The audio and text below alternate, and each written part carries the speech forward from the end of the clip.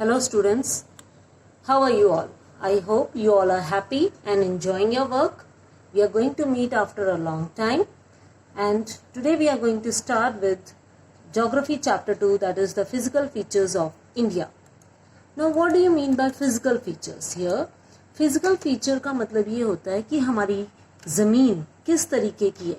कहीं पर माउंटेन्स हैं, कहीं पे प्लेटोज हैं और कहीं पे डेजर्ट्स हैं, कहीं पे प्लेटो है, कहीं पे कोस्टल प्लेन्स हैं. तो ये सारा ही फॉर्म करता है हमारा physical feature. You can see clearly in the left hand side of the map shown here on the video. Now our country India is a large landmass formed during the different geological period which has influenced her relief.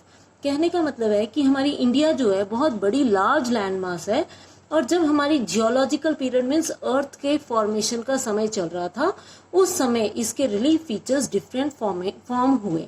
अब इसको form करने के लिए geological formation के साथ साथ बाहर वाले फैक्टर्स यानी आउटर फैक्टर्स जो थे वो थे वेदरिंग, इरोजन और डेपोजिशन. ये भी सारे मॉडिफाई लैंड को मॉडिफाई करने के लिए काम कर रहे थे. अगर हम देखें हमारे जो अर्थ जो साइंटिस्ट हैं उन्होंने क्या किया है कि हमारी अर्थ की फॉर्मेशन को और अच्छे से डिटेल समझने के लिए इसे थियोरी ऑफ प्लेट टेक्टोनिक्स के थ्रू समझाया है. According to the theory of plate tectonics our earth has been divided into seven major and many minor plates. These are tectonic plates, and these tectonic plates are continuously moving on the molten magma, जो कि second layer है हमारी अर्थ की. अब वो molten magma जो है उसके अंदर बहुत हीट है, बहुत प्रेशर है, जिसकी वजह से ये जो प्लेट्स हैं ये आपस में मूव करते रहते हैं. और अगर इनकी स्टडी हमने करनी है तो इसके लिए हम नेक्स्ट देखेंगे कि हमारी जो प्लेट टेक्टोनिक्स हैं उसको हम 3 पार्ट्स में डिवाइड कर सकते हैं. Now that is convergent plate, divergent plate and transform boundary. Okay, we can say it as convergent boundaries, divergent boundaries and transform boundaries. अब इसमें क्या होता है? Now these convergent plates here in the first one, it is shown that the plates are moving close to each other. When they are moving close to each other, they come together, they can collide and crumble. इसका मतलब ये है कि एक plate जो है, जैसे आपकी बुक में डायग्राम में शो किया हुआ है कि एक प्लेट जो ज्यादा डेंसर होती है यानी ज्यादा हैवी होती है वो दूसरी लाइटर प्लेट के नीचे कोलाइड कर सकती है, उसके नीचे दब सकती है. और हिमालयस की फॉर्मेशन इसमें हो सकती है, माउंटेन्स की फॉर्मेशन होती है, फोल्डिंग होते हैं, जमीन का फोल्ड होना, जमीन के जो लेयर्स हैं उसका फोल्डिंग होना. दूसरी प्लेट है हमारी डाइवर्जेंट प्लेट. डाइवर्जेंट प्लेट जैसे आप देख सकते हो कि they move far away from each other. जब ये एक दूसरे से दूर होते हैं तो ये अर्थक्वेक का फॉर्मेशन हो सकती है, फॉल्टिंग की फॉर्मेशन होती है, कई बार वॉल्केनिक इरप्शन भी हो सकता है. तीसरी है ट्रांसफॉर्म बाउंड्री. ट्रांसफॉर्म बाउंड्री में the plates move horizontally past each other, और इसमें भी आप देख सकते हो कि अर्थक्वेक हो सकता है. ठीक है, तो ये प्लेट्स जो है हमारी अर्थ क्रस्ट की जो हमने वर्ल्ड मैप पे दिखाई थी उसी तरीके से ये मूव करती रहती हैं. और अगर आप ये देखो कि ये जो जितने भी हमारे वॉल्केनिक इरप्शंस हैं या हमारे जो अर्थक्वेक है ज्यादातर इन मार्जिन्स पर देखे जा सकते हैं, ज्यादातर यहीं पर इनकी डिस्टर्बेंस होती है. और हम ये भी कह सकते हैं कि इतने सालों से the movement of these plates have changed the position and size of the continent. पहले ये सारे इकट्ठे होते थे. अब मैं आपको नेक्स्ट क्लिपिंग में दिखाती हूँ कि हमारे पास एक नेक्स्ट जो हमारा पूरा वर्ल्ड है वो सारा ही एक सुपर कॉन्टिनेंट था जिसको हम पेंजिया नाम से बुला सकते हैं. अब ये जो पेंजिया कॉन्टिनेंट है, आप ध्यान से देखो इस वीडियो को, ये सारे ही गोंडवाना लैंड है. ये continent south America, Africa, India का पार्ट, ऑस्ट्रेलिया का पार्ट और अंटार्कटिका का, ये सारे ही एक पार्ट थे जिसको हम गोंडवाना का नाम देते हैं. और नॉर्थ अमेरिका और ये यूरोप ये जो थे ये किसके पार्ट थे? अंगारा लैंड के. ठीक है, और धीरे धीरे प्लेट मूवमेंट्स की वजह से ही दोबारा ये हमारा जो आज का प्रेजेंट कॉन्टिनेंट है, नहीं तो पहले ये एक लार्ज कॉन्टिनेंट होता था जिसे हम पेंजिया कहते हैं। नाउ इन दिस आप ये देख सकते हो कि जो अब हमारे हिमालयस की फॉर्मेशन कैसे हुई, ये भी इसी की वजह से हुई है। ये देखो किस तरीके से इंडिया जाके लार्जर यूरेशियन प्लेट के साथ जुड़ रहा है। Now next is how were Himalayas formed. Himalayas were formed due to the same splitting of the earth crust which you have seen in the earlier video, and this is the Tethys Sea. This Tethys Sea is a very shallow sea और इसके अंदर जो sediments थे ये आपस में उठ गए, जिसकी वजह से फोल्डिंग फॉर्म हुई। फोल्डिंग फॉर्म होने की वजह से इस तरीके से हिमालयस की फॉर्मेशन हो गई है। अब ये एक बार फिर से आपको दिखा देते हैं कि जो हमारे स्मॉलर ये जो प्लेट्स हैं ये सारी ही इंडो ऑस्ट्रेलियन प्लेट है, जो कि जाके बड़ी यूरेशियन प्लेट के साथ ज्वाइन हो गई। ये यूरेशियन प्लेट है, ये इंडो ऑस्ट्रेलियन प्लेट है। ये देखो किस तरीके से जाकर ज्वाइन हो रही है। और ये टेथीस सी जो है ये जियोसिंक्लाइन वाला एरिया है, जो कि किस में कन्वर्ट हो गया, हिमालयन माउंटेन्स में। तो इस तरीके से हमारे हिमालयन अपलिफ्ट हुए और जो हमारा जो नॉर्दर्न पार्ट है इंडिया का, ये हमारा सबसाइडियन है, थोड़ा डिप्रेशन वाला एरिया बन गया।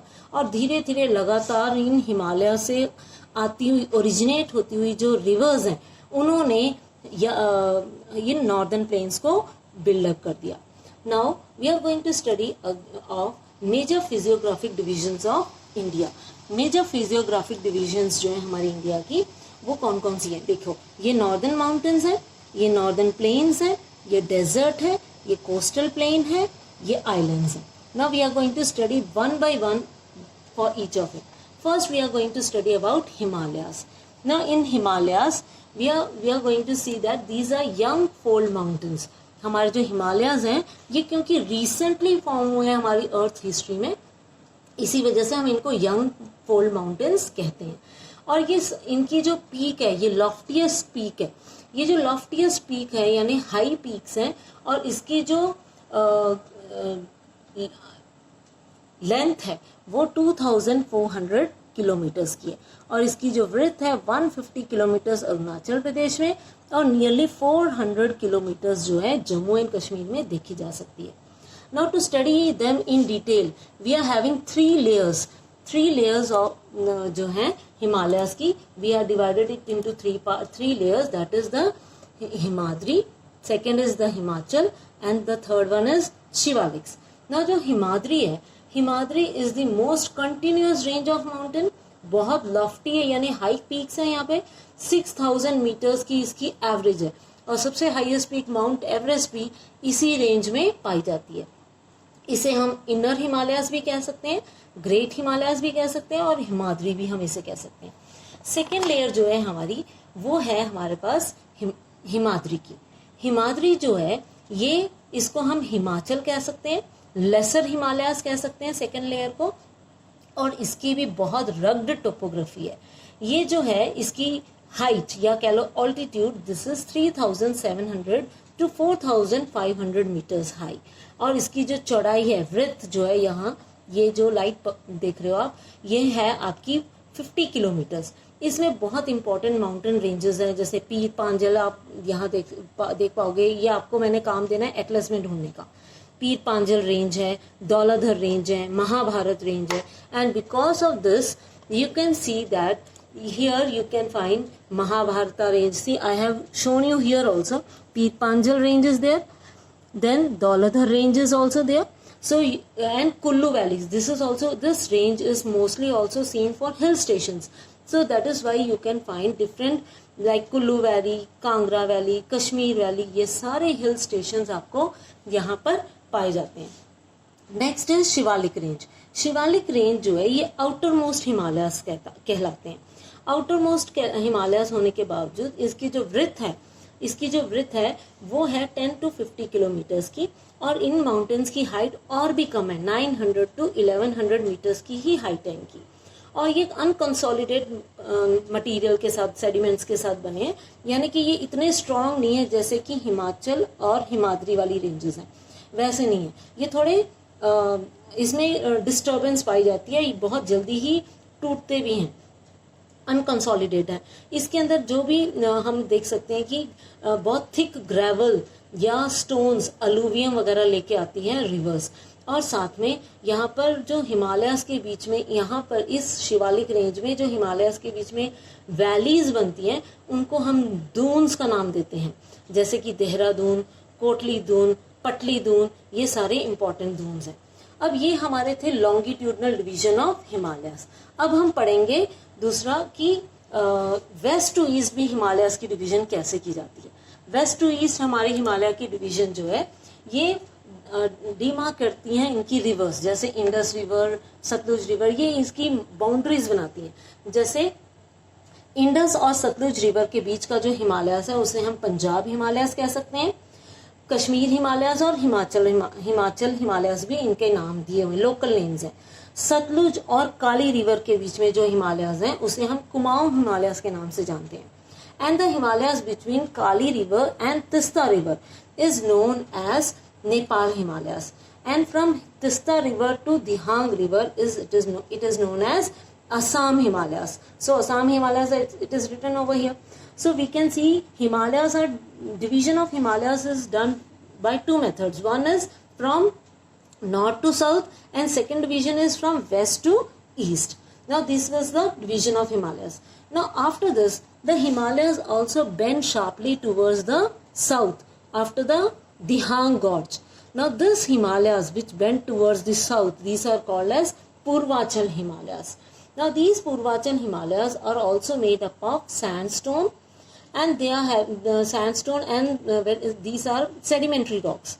Okay, and there are very dense forest over here, and these Himalayas form the eastern boundary of India. You can find important hill ranges like Naga Hills, Mizo Hills, and Manipur Hills. According to the name of the hills, we are having different states like Naga Hills Nagaland में, Manipur Hills Manipur में, और Mizo Hills Mizoram में है। ठीक है, तो ये हमारा एक टॉपिक कंप्लीट होता है कि what are tectonic plates and how are Himalayas formed and what are the division of Himalayas. This is the major part. Now all of you listen please carefully. Till now I have given you all the question answers beta. Now this is the time you are going to learn how to make the answers. So this time I will be giving you the questions. You have to read the chapter and try to make out the answers. Each paragraph contains one question and all the answers are given in your book directly. So please try to learn how to make the answers so that in the 10th class you don't find it difficult. Okay, thank you so much. Thank you everyone.